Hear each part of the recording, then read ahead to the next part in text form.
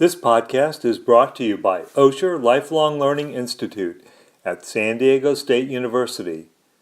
This new medium for learning amplifies our mission of providing intellectually stimulating content.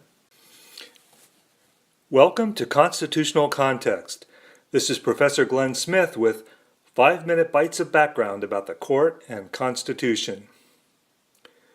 Now that, for the second time in 16 years, the candidate for president who won the most popular votes has been denied the presidency, the media and public are paying much more attention to the Electoral College, that strange institution our constitutional founders bequeathed us for choosing our nation's chief executive. People now understand more clearly how each state's electors, and not the nation's collective voters, cast the decisive ballots. And residents of populous states like California are now keenly aware of large state-by-state disparities caused by the formula for determining the number of electoral votes each state casts. And of course, there's been a slew of opinions and arguments about the Electoral College system in general and as it operated in the Trump versus Clinton battle. What can a podcast committed to bringing background context and light, not heat, hope to add to the mix? 3 points might help listeners seeking to understand the current controversy.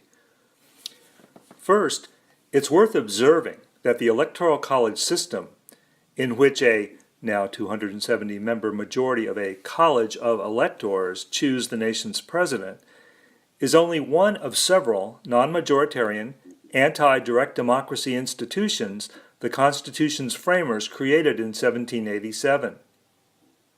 Fearing the tyranny of the majority and distrusting the judgment of the common man, the framers severely limited the ranks of those who could vote.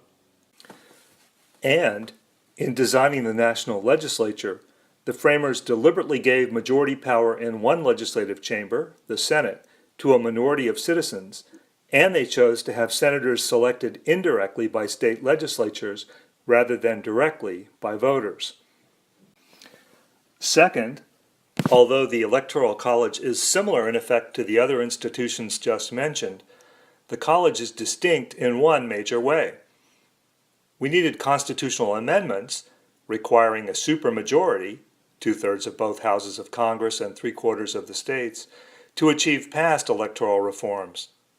The 19th Amendment, which gave women the vote in 1920, is one of several constitutional amendments expanding voter ranks.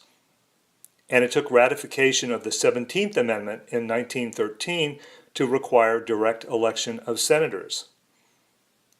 By contrast, because of another core feature of the constitutional system, the framers' decision to leave most of the procedures for electing federal officials up to state discretion, the Electoral College can be fundamentally reshaped by means short of constitutional amendment. For example, voter majority rule could be achieved through the so-called National Popular Vote Plan. This proposal envisions individual states passing legislation agreeing that, regardless of which candidate wins their state, their electors will vote for the candidate who wins the most popular votes in the nation as a whole.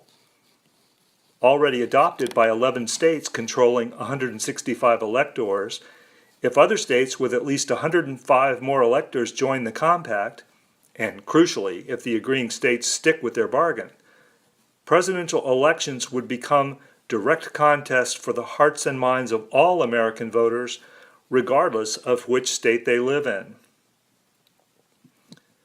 Of course, it is unlikely, in the short term at least, that the National Popular Vote Plan, or any major reform plan for that matter, will be adopted. Which brings up a third background point. Advances in the representativeness of our election system have generally required both a strong consensus that change is essential and the lack of a perception that the change would systematically benefit one party or bloc. The very fact that both of the candidates recently benefiting from the Electoral College were Republican, and that most calls for reform are coming from Democratic Party partisans, would likely lead Republican office holders in the Congress and the states to resist, for the time being, any significant change. This isn't intended as a partisan slam. I'm just observing that, ironically, although the framers thought the Electoral College would reduce the influence of political parties, party politics is likely to control the fate of the institution. If you'd like to further explore this subject, or the court and the Constitution generally, I regularly teach courses at SDSU's Osher Lifelong Learning Institute. See the current course catalog at neverstoplearning.net/OLLI.